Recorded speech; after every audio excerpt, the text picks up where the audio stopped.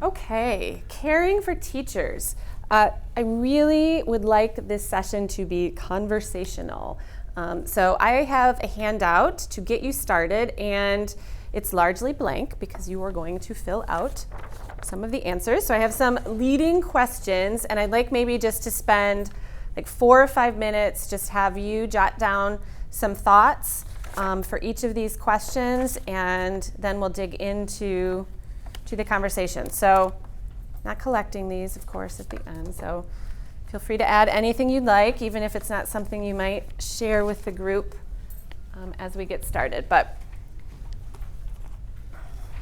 just go ahead and jot down a few thoughts. Okay, so again, I'd really like this session to be conversational. I don't presume to come prepared to provide all the answers for how to care for teachers, but rather just to help facilitate a conversation where we can share ideas with one another. Kate, of course, mentioned at the beginning of her session that the rate of teacher turnover and folks leaving the teaching profession is high. We have the unique need in our schools of drawing from an even smaller pool of teachers than other schools, other Lutheran schools, government schools.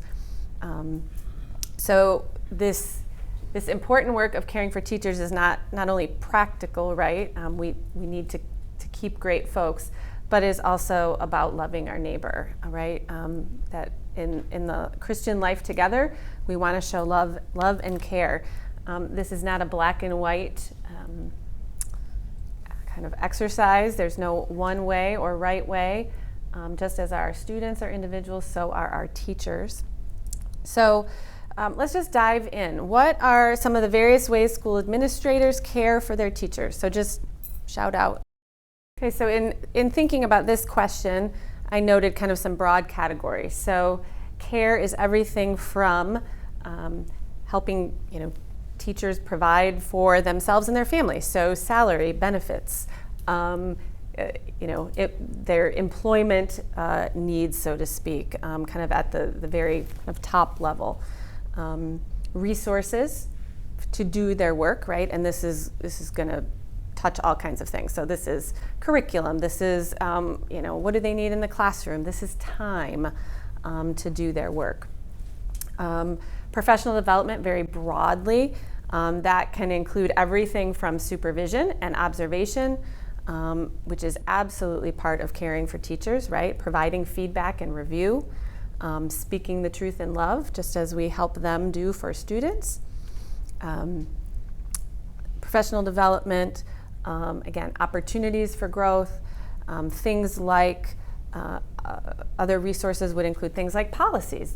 Does your school have policies for the kinds of work your teacher is doing and the kind of engagement your teacher has with parents and their coworkers, things like that.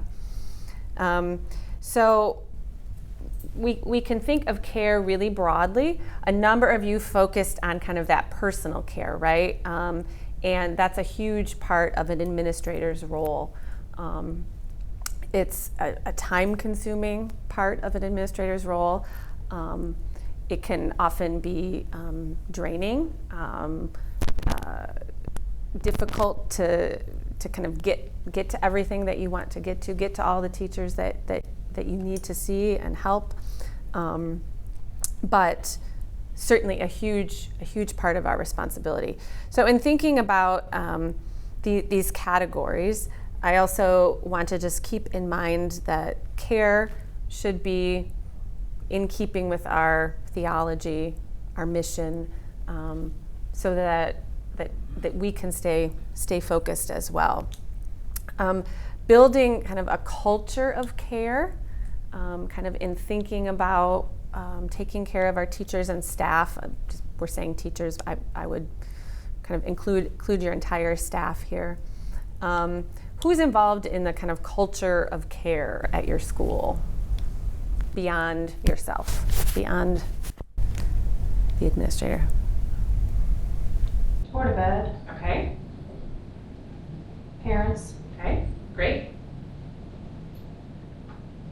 Congregation. congregation, absolutely. And these are ideal situations, right? Where we have healthy support from all of these parts of the organization. Good. Okay, tensions. What are some tensions? And we're going to come back to some of these ideas. They're really interwoven. What are some of the tensions in providing care? Overwork. Okay. Whose? Yours? The teachers? The teachers. Both. Okay. Most of the teachers, I think, is where they get frustrated. Okay. Personality. Okay. Great.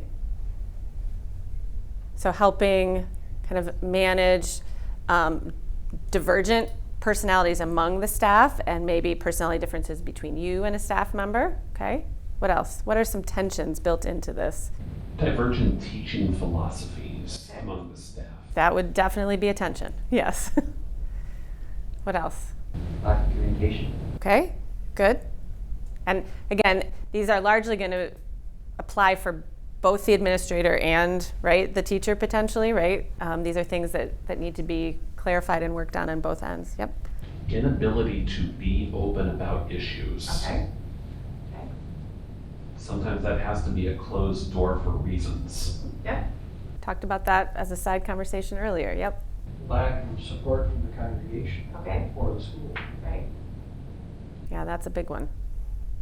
And not an easily fixed one. Yeah. Lack of motivation. Okay.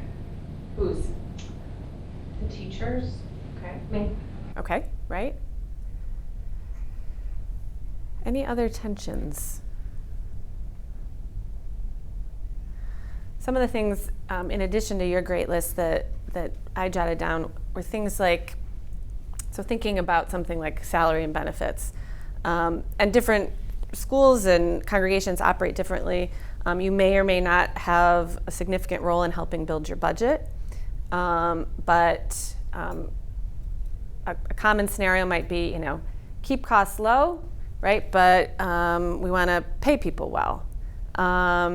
Make sure tuition is really affordable, but also make sure we have every resource that a teacher might need or want, right? So as a built-in tension in the role that the administrator often has, or anyone involved in kind of managing costs or money. Sometimes there's tensions between faculty members. Maybe their perception of the workload of a coworker, or how another colleague is pulling their weight or responding to direction or expectations. And sometimes that perception may be accurate, sometimes it may not be, right? This sometimes gets to inability to kind of share openly everything that might be helpful or illuminating. Time, I mentioned, or I jotted down as a big tension, right? Having a lot of responsibilities, and there's a lot of need, but teachers not necessarily having all the time that they need to do that or do those things well. Anything else anyone's thinking of as tension? One of the things that I've really been ruminating about, speaking with Ms. Kramer about, is kind of the tension between the idea of work and rest. The idea that the culture brings to work, which is put lots of guardrails around it, right? My work is from X to X. I want to pursue all kinds of other endeavors. Self-care is really important, right? I mean, the culture of like self-care and the culture is intense. Our teachers and our work is not from 9 to 5. It's not neatly compacted into a 40-hour work week. So to me, that's a big tension. The kind of leisure, right? That's an idea we talk about a lot in classical education and important, right? But then there's work to do. There's parents to call. These kinds of things. So some of the tensions too come from the training that they've received. Some of the new teachers that come in are not trained to think of the ministry the way that some of the older teachers may be. Okay, tell us what you mean about that. What what's the difference in the way they're thinking about these So things? what I would say is like an older teacher may have been brought up with the idea or taught the idea that it is a ministry and it's not a 9 to 5. But the culture and the younger teachers now that you talked about, that it's like, these are my boundaries. These are my boundaries. And so understanding the differences between boundaries and a ministry. Well, like on that, we have one teacher that comes in, our school starts 8 o'clock with devotions, about 7:30 or so. One teacher comes in about 7:15, and by 3:30, she's gone. She doesn't take anything with her. All papers are graded during the school day, so her class sometimes gets a fair amount of free reading time while she's grading papers. Another teacher is in his room by 6 o'clock in the morning, and he goes home about 5 o'clock and takes a pile with him. He's working on school stuff until about 10 or so. Yeah, so divergent, right? Behavior, priorities, right? Yeah. So let's just kind of work through a few more of the questions and then circle back to some of these ideas. So anyone want to share kind of any specific struggles you face, either in your setting or that might be helpful to discuss? You've mentioned one, and it's fine if you don't want to share, if it's personal. Well, that's the one I'm trying to work with this next year, is to get the teachers a little more tied in. Previous years, they've had some aides. Maybe a parent would come in and watch the kids during lunch, and so the teacher was free then. Well, with COVID, that kind of went by the wayside, so teachers were with their kids pretty much the whole time. So I'm trying to figure out a way of bringing some of that back this next year. Right, so helping with that time issue. I know some of the ways that I struggle, just again, not feeling like I have the time in the day, right, to see everyone or speak to everyone. Something that's important to me is that, right, I know my staff well, I know their families. I'm able to check in with them if I know something is going on, or just make sure I've personally touched base, but that's just really difficult, depending on the size of your staff, to kind of to keep that up or feel that that's as robust as you might like it to be. Right, our own personal tiredness, right? We're talking about caring for other people. We likely need care or feel that we need care. That can be draining. Again, in our context, we've certainly been talking a little bit about this, again, individualistic culture, kind of some of these generational changes, the idea of work versus rest versus service in the church, ministry, those kinds of things. So all of these are factors, and they're going to, each individual institution will face, unique challenges here. If you're able or want to answer the question, do you think your teachers feel cared for by you and your institution? And if you'd like to share an example of kind of how that was expressed, that'd be helpful. Well, you're 3 weeks in, that's fair. You're allowed to say, I don't know. Pastor Cholek, I'm going to put you on the spot. Yeah, this seems like a spot where I feel like they don't think that we care for them because I haven't heard from them. And there are those boundaries that some of them have put up, like, I want my own time, I'm not going to be here. One of the evaluation or observation points is, do you volunteer for leadership opportunities amongst the faculty? And routinely, they're not.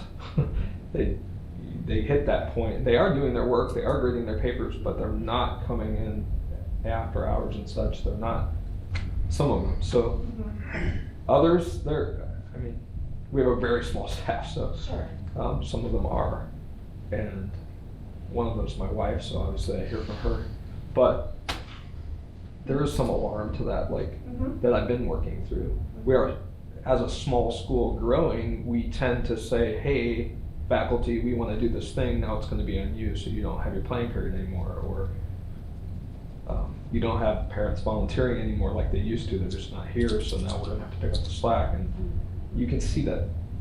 Oh, the weight, you've seen The it. weight, yeah, I guess. Anyone else willing to answer that question?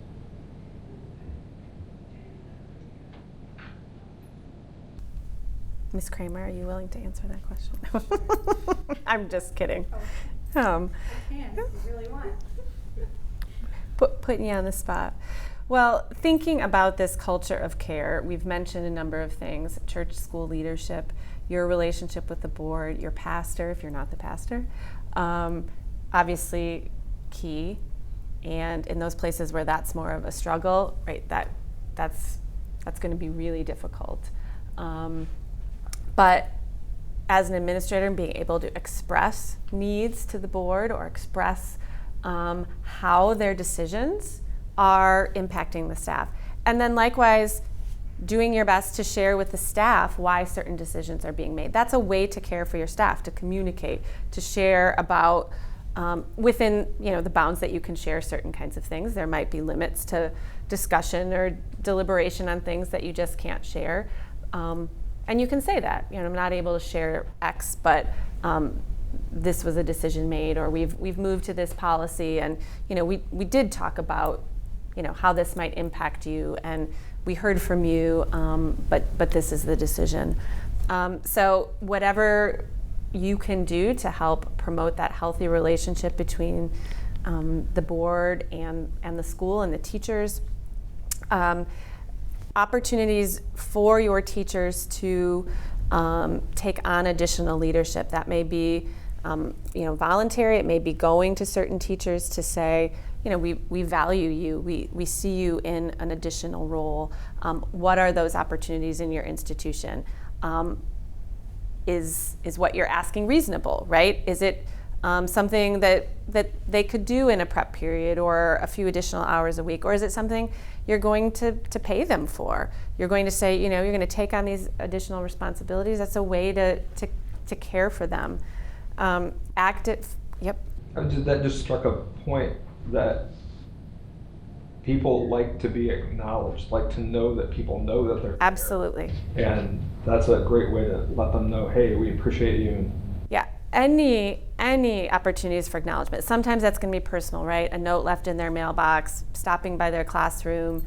In your faculty meetings or devotions, are you able to say, oh, just want to note, Ms. Kramer had this amazing logic lesson with 8th graders yesterday.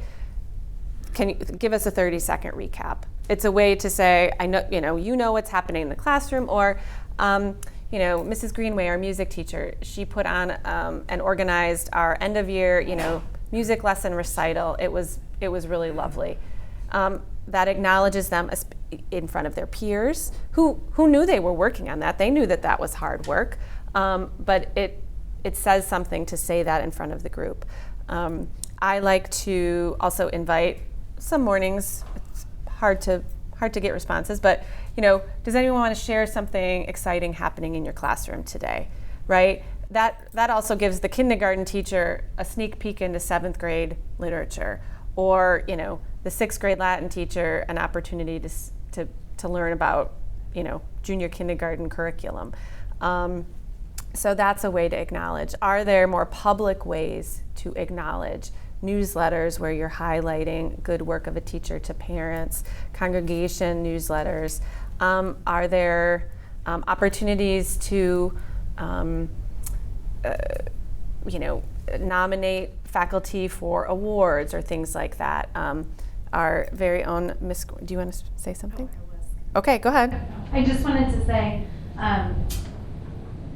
this is one of the things I think Julia does really, really beautifully, is finding ways to acknowledge and commend faculty individually for what they're doing or working on. I know that takes a lot of time, but I think it's one of the most critical things that our teachers receive that leads to them feeling encouraged. And I think it's exactly what we talk about with our students. It's the difference between just praise and then acknowledgement. So it's really specifically acknowledging what they do and calling that out. That is so valuable and rewarding. And then I apologize. When I said I can talk about that if you really want, I was going to talk about COVID and parents and how painful it has been for faculty, I think, to miss out on parent support and interaction. And just, this year has been particularly taxing in that way, I think, for all of us. Yeah. Being able to, in whatever your context is, utilize your parents, let them know that, they are needed, right, as important partners in this. I mean, we don't just use partner language like any school uses partner language, right? We are serious about the home and parents and the teacher and that relationship. So every school is going to have their own context for what works with parent involvement, parent participation. We have traditionally have had a pretty strong parent-teacher league. But one where we're able to really guide and direct them towards what will be particularly helpful. If you're able to speak to that without, asserting it has to be a, very specific way. But I have found our parents really want to be told what's helpful for teachers. They want to know, like, if, room parent emails are not helpful, we will not send them, right? If parties for 8th graders are not helpful, we will not do them. Great, just tell us what will be helpful. I don't know if your staff is like our staff. They love food, they love free food, right? Treats for teachers. We have every Wednesday morning, someone signs up for Treats for Teachers. It is like, of all the losses of COVID, it was like this, we still had Treats for Teachers, but the directions were don't make anything homemade. That was when people were still being weird about like homemade food. And every teacher just like groaned when I felt I had to make an announcement about it at the beginning of the year. We're still getting treats, but it'll all be like packaged. And everyone was like, no, right? But Wednesday historically is a day, a particularly long day, especially with like midweek church and things like that. So it became the day that like parents sign up for a treat. It gets brought to the office in the morning, right? I know this is a small thing, and it's not the same as making sure your teachers have a prep period, also important, or making sure you're giving them loving feedback, or paying them a living wage and providing their benefits. But it's all part of caring. So be creative, talk to your parents if you have ideas. We would love to share ideas that we have. And you all have your own personalities and gifts. Bringing them to the table in the way you care for staff, I think is really, really delightful. I care a lot about hospitality, so the idea of hosting, whether it's in our home or at school, opportunities for people to be together. My husband and I try to kind of work our way through the faculty, having people over individually or in small groups, of course doing large gatherings as well. So anybody have kind of unique things happening at their schools or that you like to do that you'd be willing to share?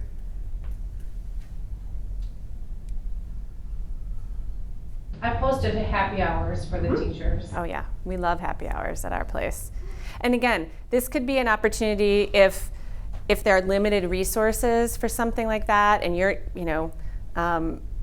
ask a parent, like would a parent be willing, to provide some goodies for that, or a few bottles of wine or whatever, if you're not able to or you don't have school resources to do that. I think you'll find if you haven't already that families and folks are really happy to do those kinds of things. Yeah, we love a quick happy hour at school, especially for those folks that are just less likely to come out after hours or come on the weekend or just have other obligations. Again, make sure that your administration or school board or pastor are fine with this. Ours are. Pastors are also host. They have started hosting for the faculty just to make sure that faculty understand that the pastors know and love them. Again, our treats for teachers are a fun way. Of course, being in the classroom, with your folks. Kate talked a lot about those observations. Fulfilling your obligations to that professional development, to supervision, to speaking truthfully and lovingly. If you have a difficult faculty situation, find Miss Kramer between now and Thursday at noon and talk to her about how beautifully she manages you know, performance improvement plans and helping teachers who are really struggling. But it's the loving thing to do. It's a way to care for a teacher and of course care for our students. We're constantly wrestling with the commitment to professional development, with time, right? Talked with a few of you. How many meetings do you have? How often? We work with some lead teachers at our school. We've given some faculty members some authority and leadership responsibilities. They also then kind of help speak back to us things that teachers are saying that they may or may not be saying to us directly, or we may not be hearing day to day. One of those things is like, right, we need more time. We need more prep time. But we also, have these 10 topics we want to cover this year for professional development because they're all super important. I wish I had the one answer for you on how many meetings and how long and are they before school and after school. We have morning devotions. We also have afternoon, like 5-minute meetings for our staff right after school to do some check-ins with one another. We then have our, kind of monthly meetings for longer professional development studies. So time. Yet those things are valuable, right? Prayer, devotion, camaraderie, collegiality, sharing of ideas. So again, attention, both of those are needed to care for staff. Of course, there are some practical ways and places to go to, think about these things. We're doing that right now by having conversation. Your district, other administrators, Concordia Plan. Again, I know different folks have different responsibilities in each of their institutions, but talk to one another. I think that's where a lot of good ideas come. I'm curious for those who do have or have faced the kind of work rest job versus ministry or service, how you've addressed that or ways you're thinking of addressing that. Helpful advice for those of us kind of facing some of those struggles, or how to encourage that, right? Because what we don't want to do is be forcing something. You want people to come joyfully to do the work. I don't always have a great sense of, are we asking too much of someone? I'm often saying to Catherine, are we asking too much of this person? They're expressing that we're asking too much. Is that true? And how do we evaluate that? So I'd love in our last few minutes here if anybody has thoughts about that, or how you tackle that, right? Not everyone has the same teaching workload. Not everyone has the same number of students. Not everyone has the same family situation. Not everyone has the same needs. Life is not fair. We live in a broken, sinful world. All of those things are true. So thoughts, ideas, encouragement.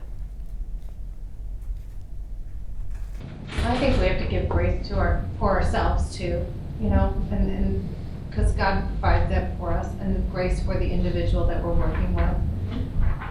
You do have to look at what's going on individually with them and make those decisions, and you won't have all the answers all the time, but it's good when you have a team that you can ask questions for each other and lean on each other to make sure that what you see is what others are seeing. Right, reality check. Having someone that can help provide that is, I think, really important. I know that's, really important for me. Clear communication about expectations and do your best not to spring things on people. I think that's key. And that starts at the beginning, right? Teacher interviews, teacher hiring. What kind of documents are you providing people? Are you referencing them, or are 6 months into the year you're like, you haven't done this thing that was somewhere in a document that you were supposed to read, but we never talked about it. And then it's like, well, no, I can't really ask you to do this or expect that you're doing it. We have a document called a trimester in the life of the teacher, kind of giving a guide to the rhythm of activity a teacher would have, and kind of lays the groundwork for expectations. It's certainly not complete, but right, if we don't use it, if we don't reference it, it's not fair to go back to it and say, well, you're not meeting the expectation. So that's really huge.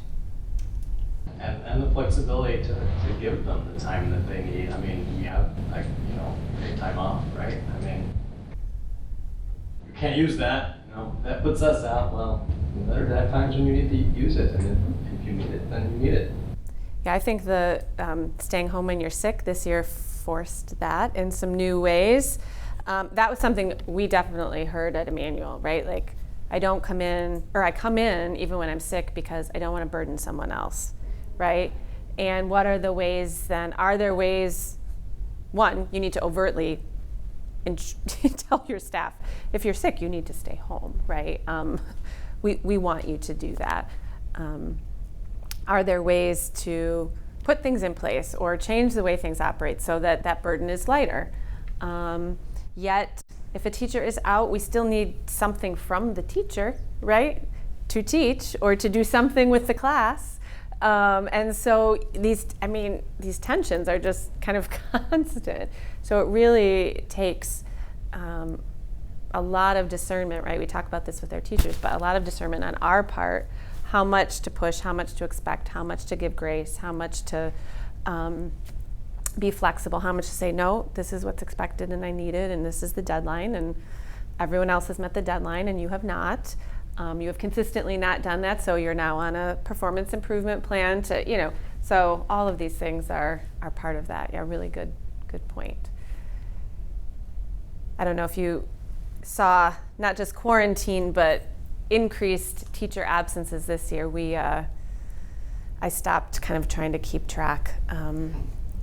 It was intense. It was intense absences, required, and then I think just the weight of the year was heavy.